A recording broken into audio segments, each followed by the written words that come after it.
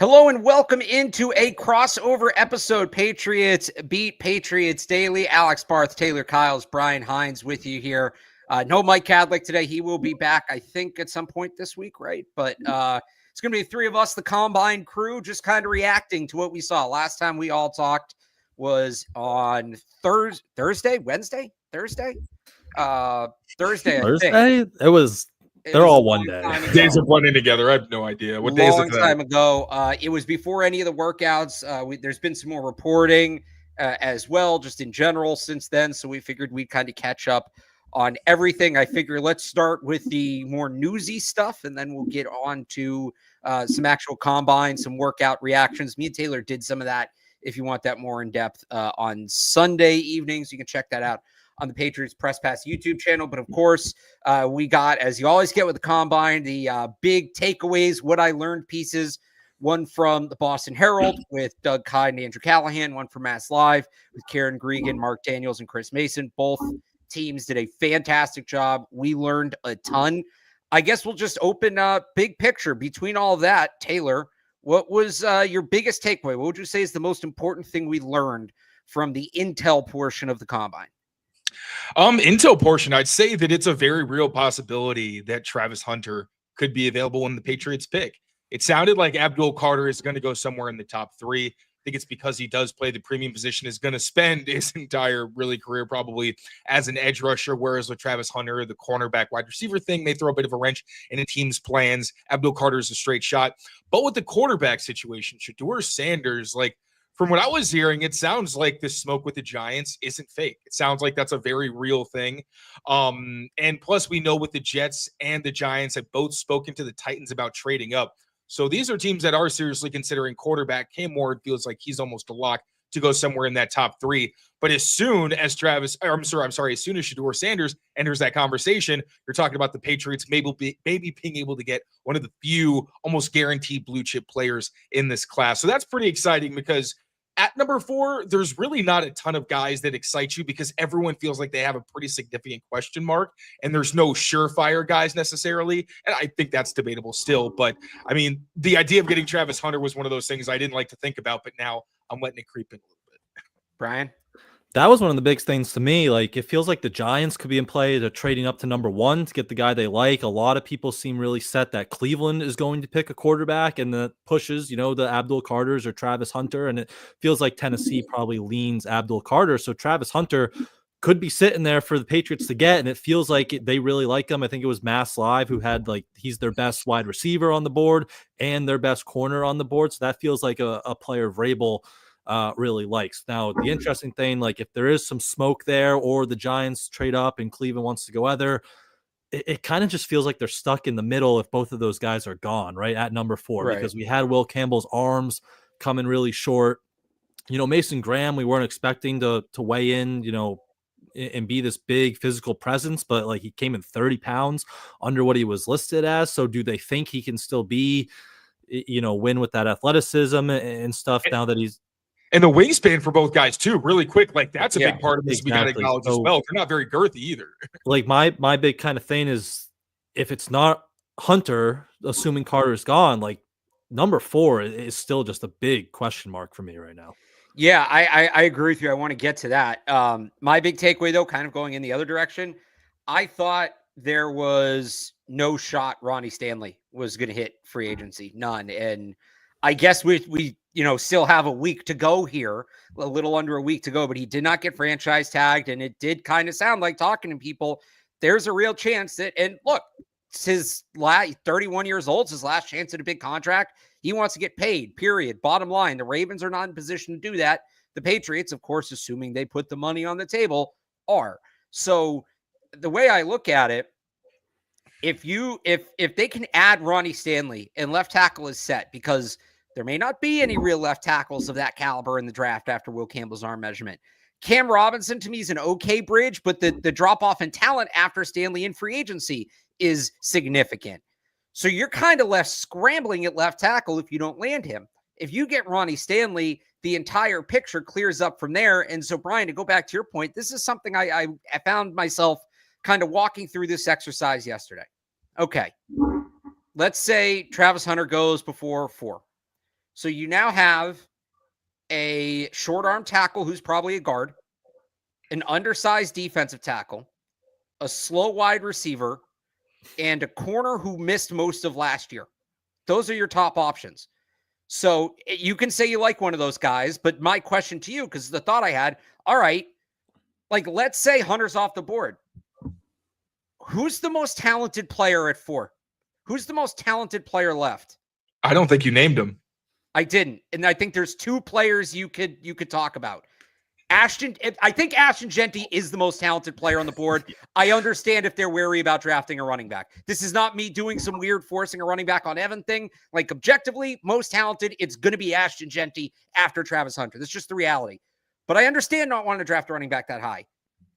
So my question is kind of lowercase, should we be talking more about Ashton Jeanty to the Patriots? And I mean that more as a formality. I asked that more as a formality to set up my second question. Should we be talking more about Tyler Warren at 4 to the Patriots? Should he be in the conversation? And then there's Taylor. I think this is why you got excited. Armand Membu, which this is why the Ronnie Stanley thing is so important to me. I don't know that Armand Membu makes sense if you don't add a left tackle. They can't do moving a guy again. If you sign Ronnie Stanley, I mean, you're going all in on the offensive line, but that's not necessarily a bad thing if it's Ronnie Stanley, Skip, David Andrews at center, Mike Onwenu at right guard, and Armand Membu at right tackle. Like that's a line. If whether it's Leighton Robinson or like a mid-tier free agent, like if that's your weak spot at left tackle, at left guard, you're okay for now. So I'd throw Armand Membu in there as well. But so I guess any of those guys, Jeanty, Warren, Membu, Will Johnson, should we be talking about? We haven't talked about these guys like at all in terms of the Patriots. Should we be talking about any of them more at 4? And if so, who? I don't know about Ashton Jeanty. I still like the Patriots are not there yet. Yes, he's going to make any team that he goes to better, but we've seen it with Ramondre Stevenson, and you just paid him. Your offensive line is not good enough to sustain a good running back, as we've seen with Ramondre having to gain more than 100% of his yards for most of the season after contact. So I get that Jeanty is still the most talented player, and yes, if they somehow find a way to fix their premium holes, maybe you can start to consider it. I just don't think we're at the stage where we can really even do more than give like a whisper to the idea. Membu, I think, is a different story because when you look at Will Campbell, yes, he is a phenomenal athlete, and that's the reason why, compared with his technique, his play composure, his poise, and all those things, you think he can stay on the left side. But you still want ceiling at number 4. Like you want a guy who, if you max him out and coach him up, he can become an all-pro player. And I just still, I think that Will Campbell can be a very good player. He might even sneak a Pro Bowl or 2 into his career. But all-pro, I don't think that's on the table because that's usually reserved for the freak athletes who are also the best at their craft. Membu, at right or left tackle, like I think that you're going to cross-train him anyway, and you will see maybe you start him at right if you have a left tackle and see, what, this guy maybe can play left. But either way, he doesn't have the arm length concerns. He's 330 pounds, and he's one of the best movers among any offensive lineman in this class. He's got the play demeanor. He's allowed 2 sacks in his career. I think one of them was Omar Norman Lott. One of them was against, a small school, and he didn't allow any last season. So he checks pretty much every box. He's in the SEC. He didn't allow a sack last season. A lot of the things you say about Will Campbell, you can say about Membu, not a left tackle, but he's got all the physical traits, and you don't really have anything that scares you other than the fact that he's young. So I think that Armand Membu, and I didn't want to say anything because I hadn't watched his tape yet, but everything I saw on Twitter was like, this guy seems like he's probably the best tackle regardless of side. And really the testing and everything I've seen from people I respect who have taken a deeper dive, it really seems like it's the same story. Brian, anybody in that group, again, Warren, Jeanty, Membu, Will Johnson, that we should be talking about more? Yeah, I think Membu's the one. Jeanty, you would have to nail everything before that point to really consider that. But I think Membu is the one. If you get, and you still have to do some work before that because you need the left tackle, right? Like if you have Ronnie Stanley going into the draft, then I think you're really talking about Membu, who, Taylor just gave the scouting report for a little. I've seen the Lane Johnson comparison, not player style, but that 2013 draft wasn't a good draft, and the Eagles are sitting there at 4, and they take Lane Johnson, and he's a Hall of Fame right tackle, right? And they're not complaining about taking Lane Johnson at 4, 2 Super Bowls later. So not to say Armand Membu is going to be a Hall of Fame right tackle. Lane Johnson. Right. If you think he's going to be that guy, you obviously drafted him. Yeah. Lane has 35.25-inch arms, by the way. That's on top of being the most physically gifted person. I think I was looking at it today. I think he ran, I might have it up. He ran sub 5, I think. He ran a 4.72. Jeez. So yeah, Lane Johnson was just my but God. If you can get, no one's going to complain if you draft a right tackle that is starting at a very high level for you for the next 10 or 12 years at that pick.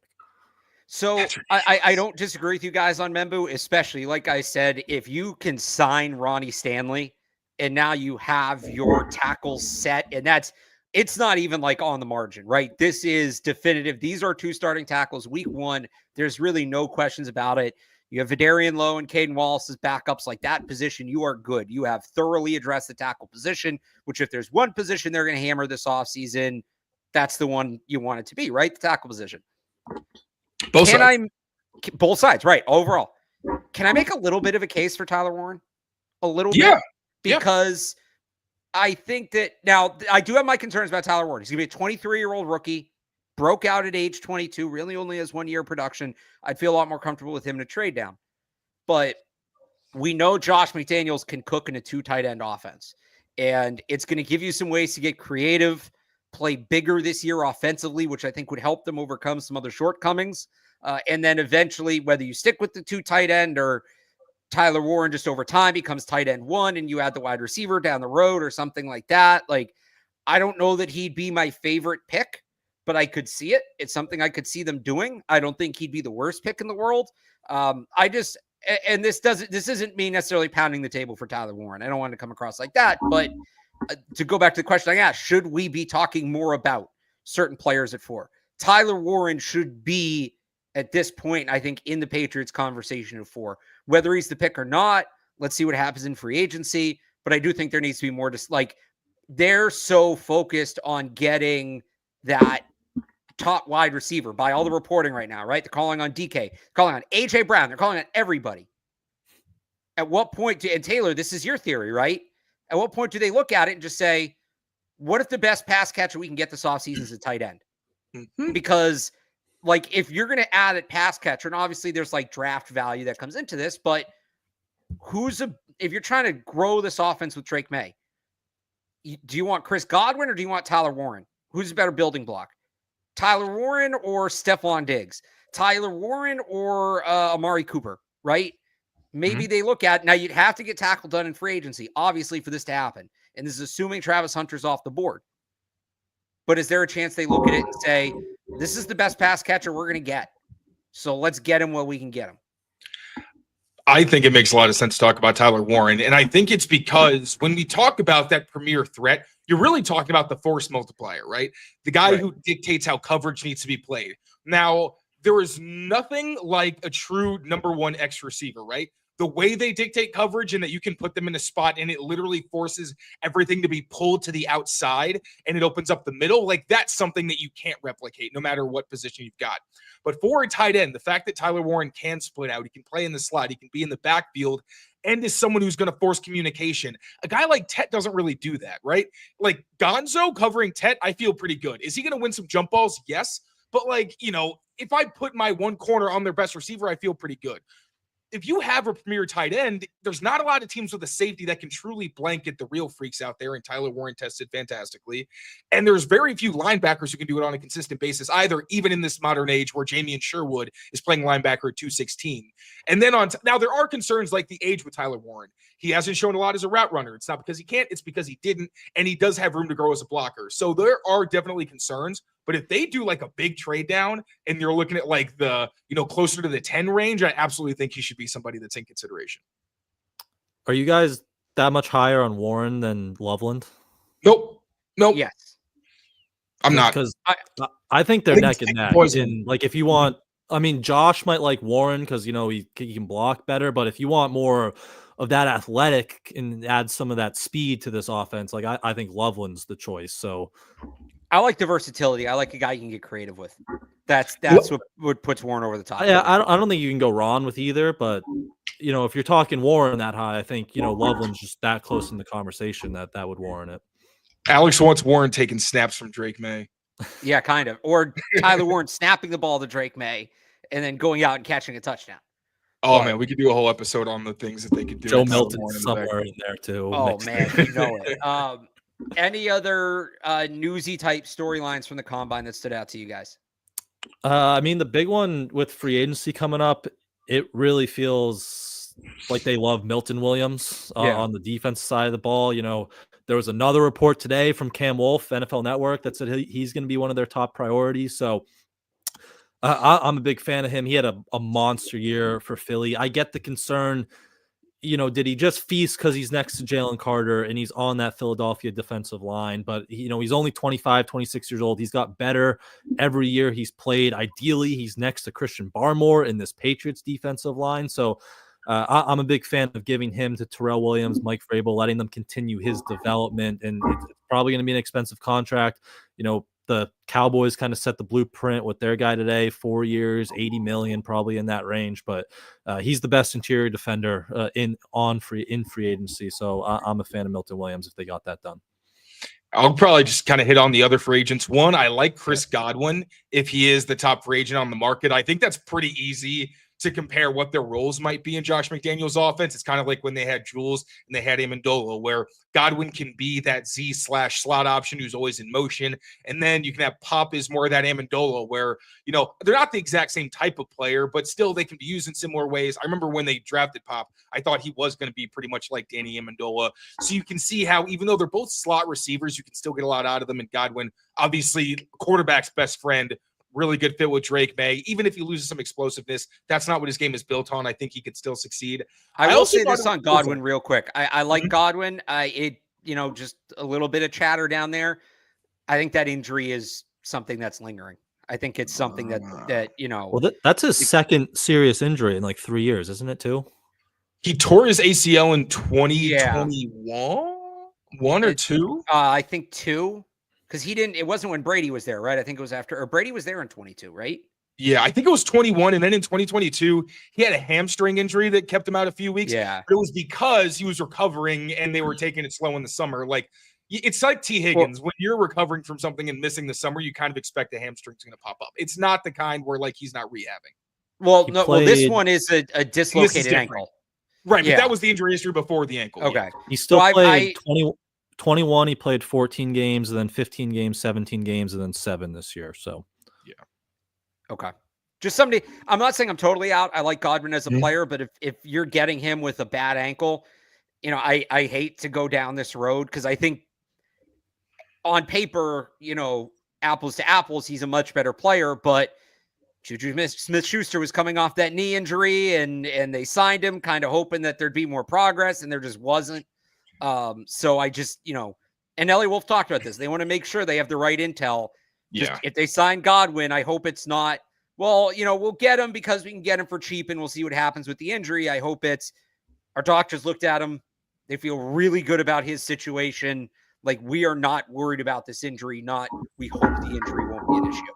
And that's always the caveat. The asterisk is always if he passes the medicals, yes. Obviously, if he doesn't, then it's a non-starter. Well, it's a little more weight for, I would say, Godwin than I wouldn't say any other free agent. I certainly compare him.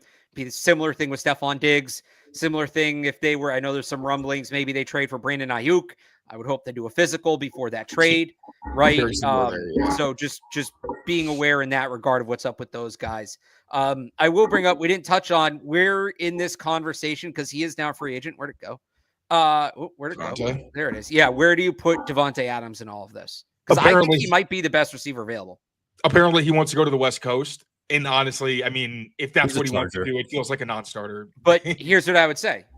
Well, what if there's another $5-7 million a year on the East Coast? I don't want to chase Devontae Adams, to be honest. If it's a there's nothing else out there, though. You might have to chase Devontae Adams. He was in a terrible situations, I should say, plural, last year. He's still at 80 catches and 1,000 yards. So what's the latest reports? I think Bedard had it today. He's he's cool with Josh McDaniels still? Because that's the big selling point that you have to get out of the way right away. Like, what's that relationship, right? So remember we did this with DeAndre Hopkins a couple years ago and Bill O'Brien, where they didn't get along, and then it was again, is Josh McDaniels his favorite person in the world? I don't know, probably not. For another $2-3 million a year, can he tolerate him? Yeah, probably. Right? He's gonna eat him too. So right, you just buy your way into it. So it's probably the difference between Drake May throwing to him compared to Derek Carr, but that too. Elliot Wolf said, they got to sell Drake May. This is all stuff. When Elliot Wolf talked about the things that they did wrong last year, right? Get better intel, be more aggressive for the top free agents financially, and make Drake May a part of the sale. Like, isn't this what we're talking about with these wide receivers? Like, that's what. If they don't do those things, they're not going to get any of these guys. My only concern, I guess, Devontae has experience with Downing and he has it with McDaniel, so they do know him. I was going to say my only concern would be that we know he's kind of a me guy. Like he said, he's one of those like chasing greatness, and it's similar with AJ Brown. So I don't want to be a hypocrite here. Name a great receiver that isn't. Besides Larry Fitzgerald. Yes, but like Godwin, for example, has never said anything like that. You know what I mean? Where like if I'm going to pay a premium for a receiver, I do kind of want that guy where it's like, yes, you can look up to him, and he is the standard of what we want in this organization. And and with AJ Brown, I feel like he's also young enough where like you're going to feed him. That's not really a question. Yeah. Devontae, I guess the age is the only thing, but like again, I don't want to be a hypocrite. He probably is the best receiver on the market. So if you can pay him enough to bring him, I'm not gonna, poo-poo the idea by any means. I'll say this on Godwin, kind of being the exception to guys that have that swagger. It's got to be a little hard to hype yourself up that much when you're watching Mike Evans every day, because there is a very clear reminder that you are not, in fact, the best. Right. And it doesn't mean Chris Godwin isn't good. He's very good, but you got to go look at that guy. It's like, yeah, okay, I can be better because that guy's doing that. Right. It's probably it's like hard. Mike Evans is Batman and Chris Godwin is Nightwing. Like he's not Robin, but he's Nightwing. Okay. I'm going to take your word for that. You know what I mean? You know. Let's we need Elliot Wolf to break down that quote. Yeah, Elliot Wolf, Batman aficionado, Dark Knight aficionado. Let's pay the bills real quick. Quick word from our friends, and then we will talk some prospects. Somebody's got to get it. I can do it. Prize picks first. Yeah. Prize Picks is the best place to get real money sports action. With over 10 million members and billions of dollars in awarded winnings, Prize Picks has made daily fantasy sports accessible to all, and all you got to do is pick more or less on at least 2 players for a shot to win up to 1,000 times your cash. So run your game all season long on Prize Picks. They now offer Venmo, Apple Pay, MasterCard, and more for quick and easy deposits into your account this sports season. And the second half of the basketball season is officially here, and the race to the playoffs is heating up on Prize Picks. So don't miss your chance to cash in as the league's best fight for playoff positioning. You think LeBron James will get more than 24 points? You think Giannis will get more than 35? Cook up those hot takes with your friends and win real money this basketball season. All you got to do is sign up on the Prize Picks app today, download the app, and use that code CLNS. You get $50 instantly after you play your first $5 lineup. Again, download the app and use code CLNS to get $50 instantly after you play your first $5 lineup. Prize Picks, run your game. All right, back here on the show, talking a little NFL Combine prospect wise. Taylor, we did our standouts yesterday. Brian, I guess this will serve as sort of the Patriots beat Combine recap. So we'll start with you. What player do you think helped his stock most at the Combine this week? Well, Membu, we talked about. He had an awesome showing. I'll go kind of Patriots related. Both those Iowa State receivers. I was a big Jalen Noel fan from the Senior Bowl. He had maybe one of the best receivers or the best receiver at the Senior Bowl. My type of receiver too. He's quick, separator, but he ran a 4.39. Like, could he be this year's kind of Lad McConkey in that mold? Then in the other side of the spectrum was Jaden Higgins, more of that bigger X receiver, but we knew he could get in and out of breaks, but then he had a really good kind of testing performance too. So maybe those two guys move their way. I don't know if 38's too early, but they're probably not going to be on the clock when you get on the clock. They're probably not going to be on the board with your next pick at 69 there. So those two guys probably cemented themselves as maybe second round picks with their performance at the Combine. Taylor, what player helped his stock the most? I was going to say, I watched him, Jaden Higgins, after the combine. That dude must have hated his quarterback. There were so many times he'd get wide open and the ball would just be nowhere. I That felt is the so life. bad. That's kind of the life of a Big 12 receiver, honestly. Yeah, that was pretty rough. But someone who helped their stock, Shamar Stewart, got me to go back and watch the tape, and I feel like he cemented himself as a very early pick. Now, where exactly he goes is tough to say. Like right when he tested, I was, riding the high of that. Terrell Williams, as I keep saying, the 2 pass rush specialists where I'm like, hey, they can fix him. But at the same time, as much as the tools are really exciting and all that, it does kind of remind me of like Jadeveon Clowney. And, yes, if he goes to a great coach, he showed flashes. Maybe that all comes together and he becomes a premier rusher in this league. It's not outside of the realm of possibility. It's just that even in the situations where he was set up to succeed, like when he was out wide rushing like we want him to, at a bigger size, he just had such a hard time finishing plays. And it looked so raw where it was like Keon White his first season, where I'm like, I see it, but when I'm thinking at 4, I'm a little nervous. But he clearly helped his stock a lot. The guy's an absolute freak. So it's going to be really interesting to see how his stock, how high it actually ends up going. So this is not a prediction. We'll call this an overreaction, right? My combine overreaction coming away. Shamar Stewart go before Mason Graham. All things considered, it probably not, but like we'll call it an overreaction. A guy Apparently the Jags love Mason Graham, though. I will say that it seems interesting. Whoa, hey Taylor, hello. Hello. For people listening on the audio, Taylor's camera just zoomed way in. I don't like that. Following him. Go away. I'm going to figure this. Who's doing that? All right. Okay. That was weird. So while we're here on Patriots Beat, I'll give you, as dumb as this sounds, the big winner of the combine, I think, Travis Hunter. I from a public perception point of view, the fact he's willing to kind of let teams dictate his usage, good for him. Good for him. That is a really mature way to approach it. I think that's ultimately should be what's best for his career. Now you're putting a lot of faith in these teams to get it right, but in theory, these are, professional GMs, professional coaches. They know what's best. So you're hoping for a lot from him. I think Travis Hunter, a couple other names. Shamar Stewart was on my list. With Hunter quick too. Good weigh-in for him. Good weigh-in. Was he 188? Yeah. So that was a good weigh-in for Hunter there. A couple others. Shamar Stewart was on my list. Matthew Golden. I knew he was fast. I didn't know he was that fast. Also, he was the only Texas guy not talking smack about breaking Isaiah Bond's record, and he ran the fastest 40 of any of them. Him beating Bond was very funny. That was awesome. Objectively, that was funny. To me, he's a first-round pick, and I thought Luther Burden had a fine combine, but I think Matthew Golden's probably my second wide receiver now. And then a little later on, and this may be relevant because Andrew Callahan talked about the Patriots maybe looking for a bigger corner on day 2. How about the biggest corner, Darian Porter, running a 4.3 40?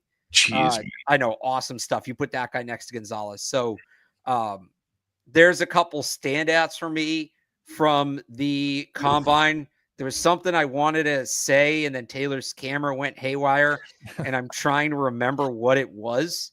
My bad. I guess we'll just flip the other way. Let's do this. We're all going to say Will Campbell had the biggest drop in stock, right? So let's put Will Campbell to the side. Who besides Will Campbell do you think who besides Will Campbell do you think had the biggest drop at the combine? Who did you come away feeling more concerned about? Harold Fannin Jr. by a mile. I really, really liked his tape. I thought that he reminded me of Jonnu Smith with better ball skills is what I said, where it's it doesn't always look super clean, but this guy's clearly a good football player. And I thought he didn't fight the ball as much, like tracking, catching, adjusting to difficult passes. I thought he just looked more natural. The testing obviously was not very good. I think he is what we thought. He's good vertically, just going up the seam, but he's not the best in terms of mobility and things like that. But then his gauntlet just looked like a different person. It was like a Space Jam situation where they just stole all of his athleticism and ball skills, and he just looked kind of funky out there. I thought he had the possibility of being a second round guy, maybe late, maybe third round. Now I think he's solidly mid to late third round, maybe even fourth, because I think you like him, but one, you don't know, he doesn't have a specific role. He is a tweener. You can find a role for him, but when you look at the athleticism and there's only a couple areas where he really succeeds, it's hard to justify, I think, anything more than a mid to late third round pick. Brian.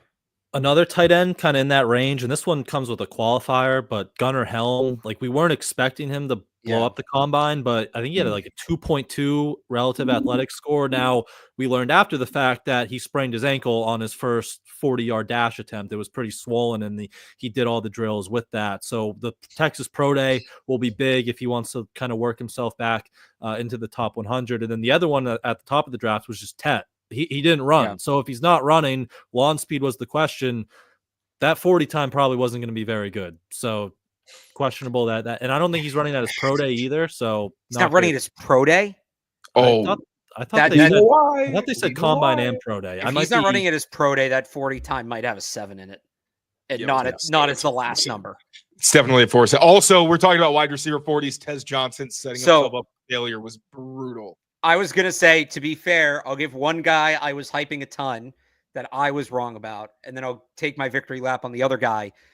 All the running backs were really good, except my guy, Ollie Gordon. Just, he looked lumbering, and part of the reason I like Ollie Gordon is watching on tape, at least in 2023, a big back with coordination of a much smaller player. You know, a lot of the times these 6'2", like you don't see running backs that tall because it's hard to kind of change direction quickly at that size. I thought maybe Ollie Gordon was different in that regard. Maybe not. But Tez Johnson running a 4.5. Man, how do you come out talking about you're going to break the record? Oh, yeah, better not blink, you're going to miss it. And run a, I'm sorry, 4.5. What do you weigh in? 152 pounds? Am I getting that right? 54, I want to say. 154.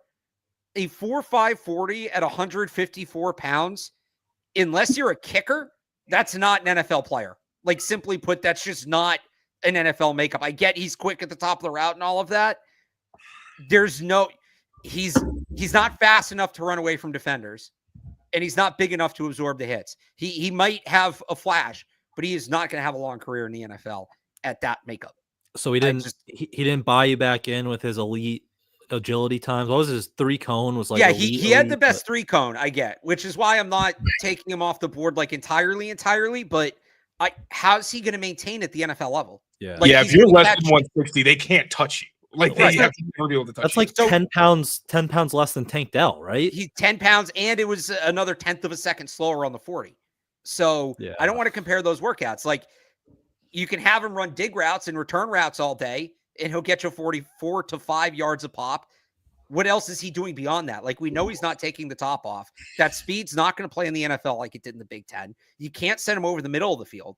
So there's one thing he could be really good at, but you can't really ask him to do more than that one thing. That's not a top 100 pick. It's basically not Xavier Worthy's role, but with no ceiling, which is not. Yeah, kind of. He's a gadget player. Yeah. So and a returner, maybe like Trendon Holiday is basically what he's going to have to be. So I go back to Devin Tompkins, who averaged like 22 yards a catch in college because he was in the Mountain West and he was just fast enough to run by everybody. But that wasn't NFL speed, and he weighs like 160 pounds. And I remember my whole take that year was, if you need a deep threat, Devin Tompkins is great. If you send him over the middle, the offensive coordinator should be tried for attempted manslaughter.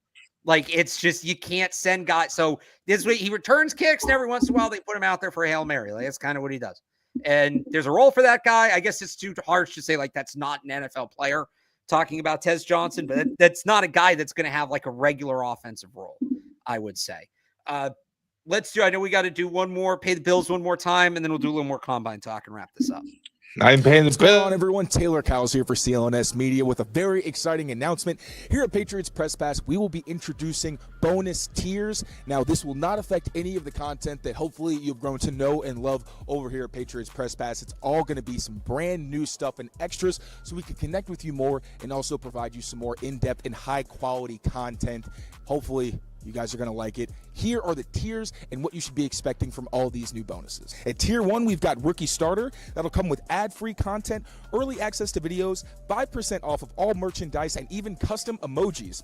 At Tier 2, we've got All Pro. Once again, ad-free content, early access, 10% off merchandise, custom emojis, but that'll also come with player profile film reviews and draft profiles. At tier 3, we've got GOAT status. Same as all the other tiers, but it's going to be 20% off of all merchandise, and we're also going to have custom segments, Discord chat rooms with myself and other show hosts, as well as live film reviews with myself and whomever we've got on the podcast for that day. Hoping to have some pretty fun guests.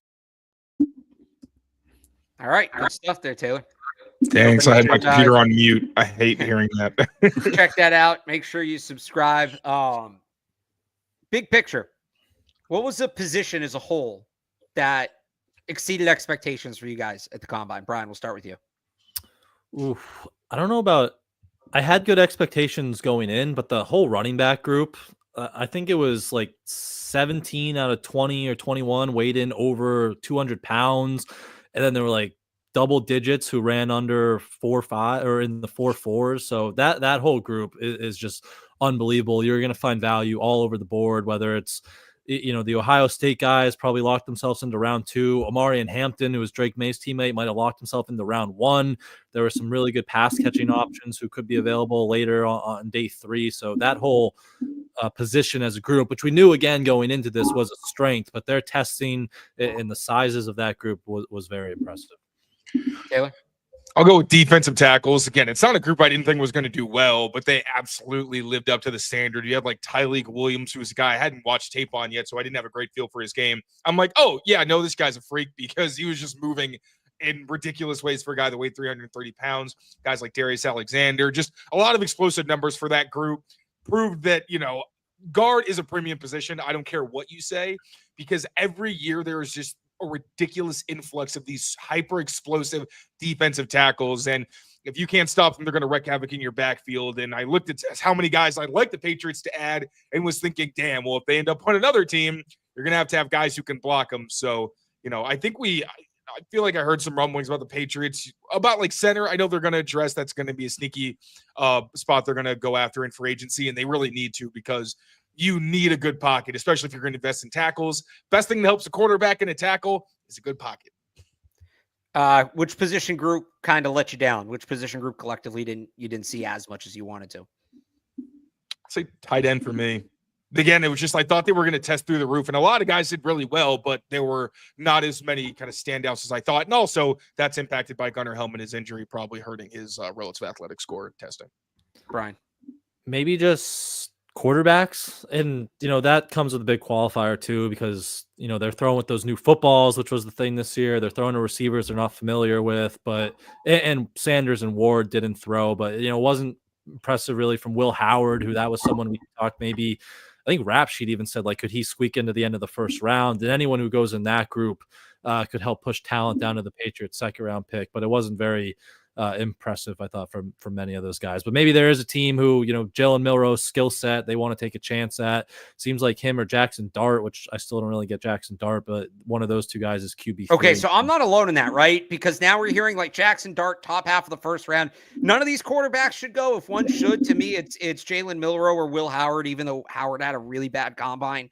That's really weird. Oh boy. If I was a QB needy team, like maybe Jackson Dart, like early day 3 or something, because he throws a good deep ball. He's a little athletic, but back into the first round, like I just don't see that at all. I also remember what I was going to say before Taylor's camera went haywire. And this kind of goes to my point, because I didn't give the position that impressed me, and that was receivers. I thought collectively the receivers did better than I thought. What'd you guys think of Isaac Tesla from Arkansas? Big guy. I thought. What's up? I don't know that man. We're getting deep into it now. He's a day 3 pick, but 6'4", 212, like primary slot. I think he lined up in the slot 80% of the time at Arkansas. Big slot. I thought he did a really good job. He did fine in the testing. What really stood out to me, obviously the quarterbacks were spraying it.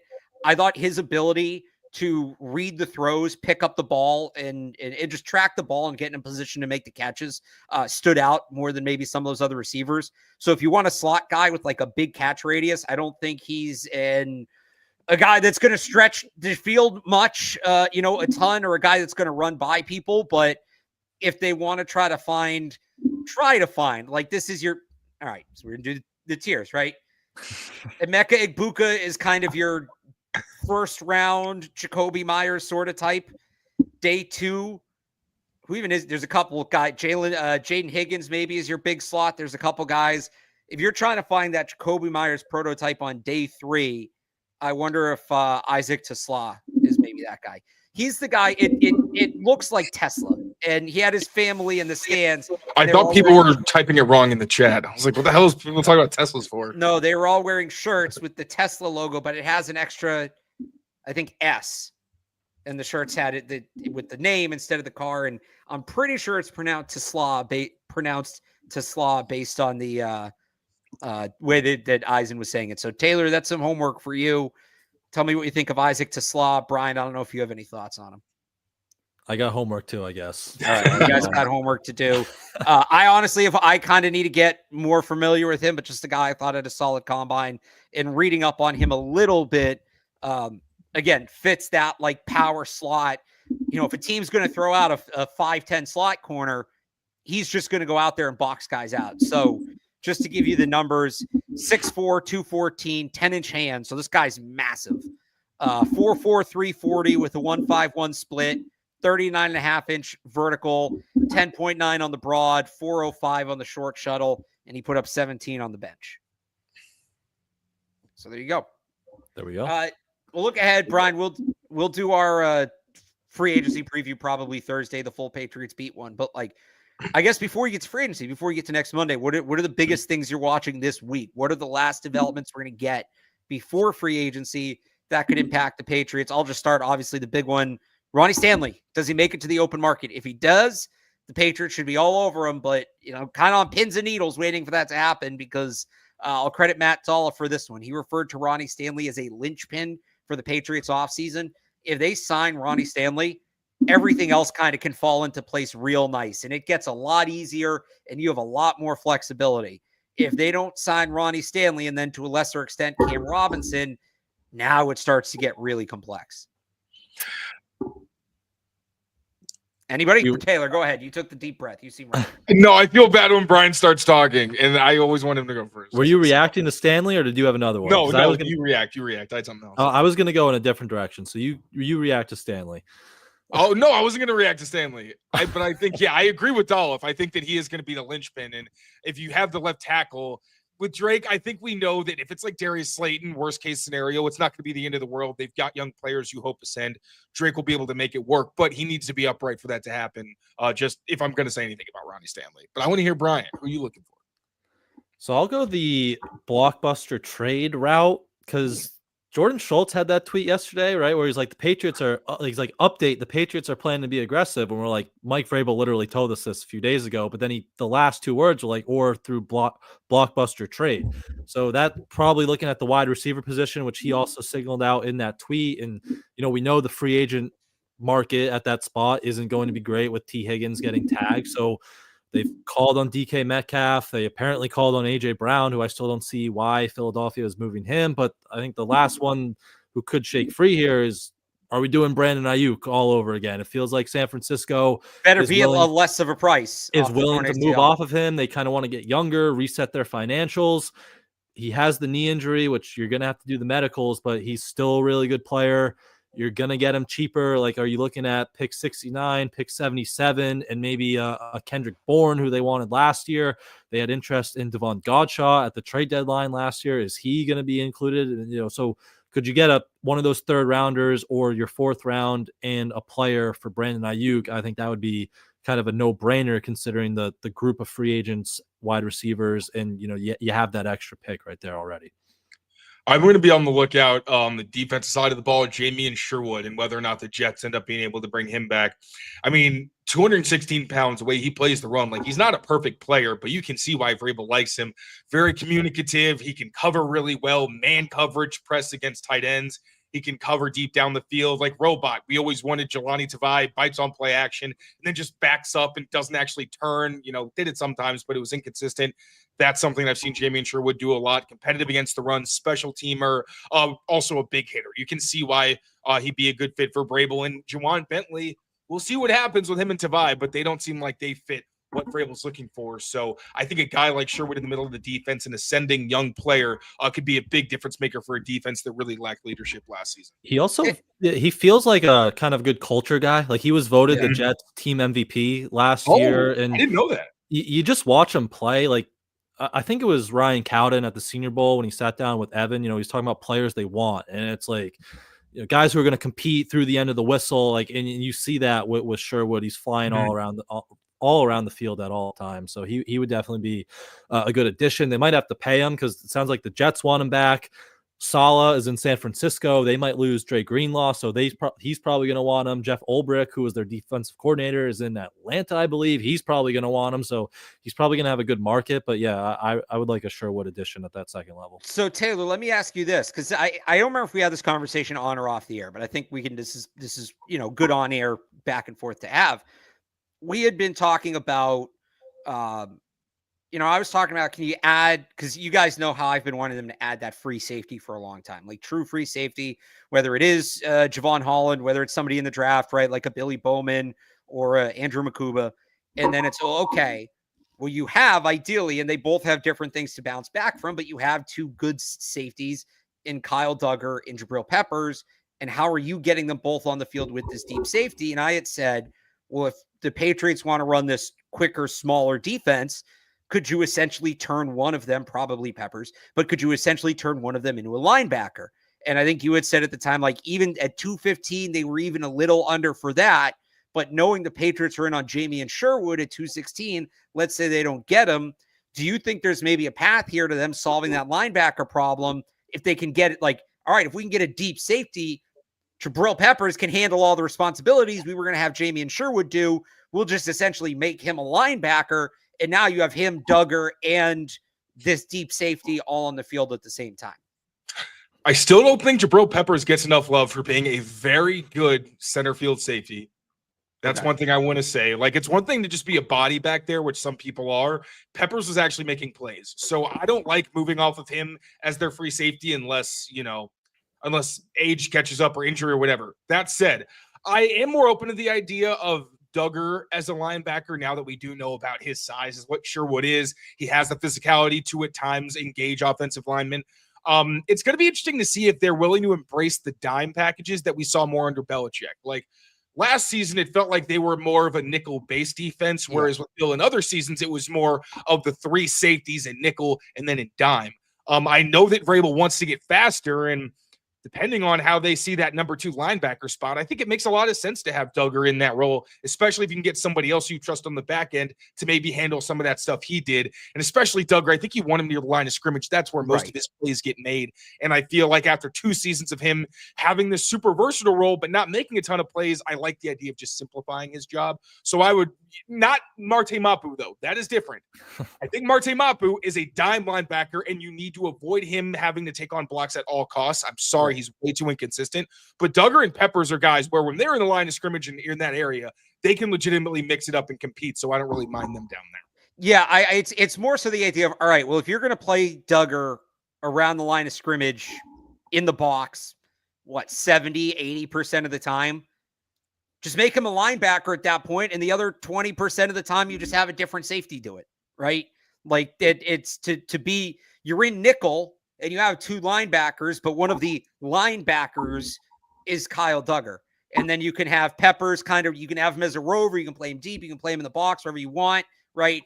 And then you have that dedicated free safety on the back end, either going split with him or allowing him to come down and taking over the top. So that was big time, baby. What you're looking for is big time. That was my, when I saw the Sherwood thing, and I don't remember. Do you remember this conversation at all, or am I like making this up?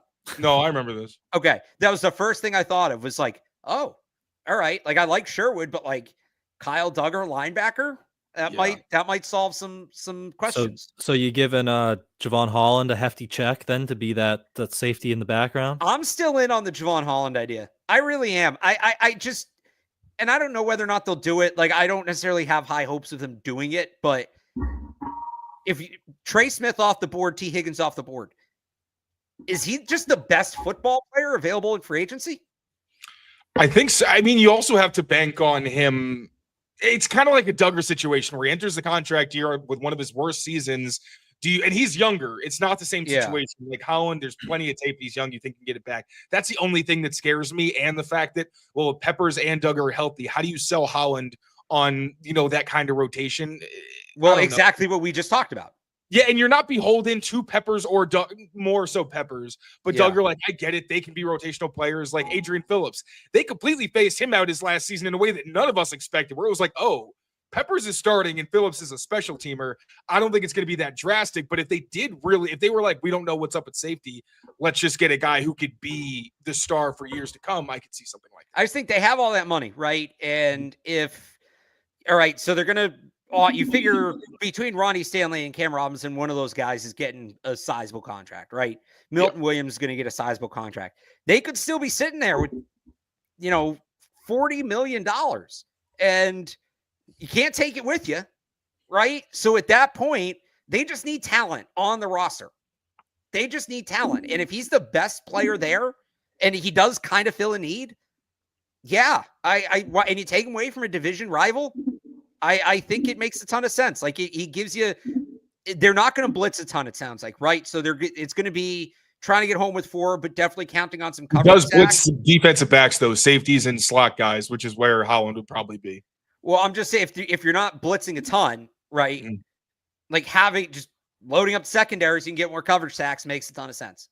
Oh, yeah, but I'm saying, like, in that sim pressure scheme, like Holland, they'd unlock him because he is a good blitzer. And they could use him as that in that regard, too. So I'm still into it. Again, I don't think it's going to happen just because we've heard nothing about it, like nothing.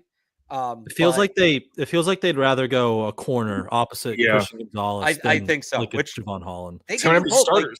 Like, how much Traveris Ward's not going to break the bank? What's he going to get? Like I'm on PFF right now. His projection is 3 years, 14.5 average, so like 44 total. That's not that much. Murphy's might make like 20 or something close Murphy to that. might get more. So that's why who's the other Viking safety I like for them to do the same. Cameron Bynum. Yeah.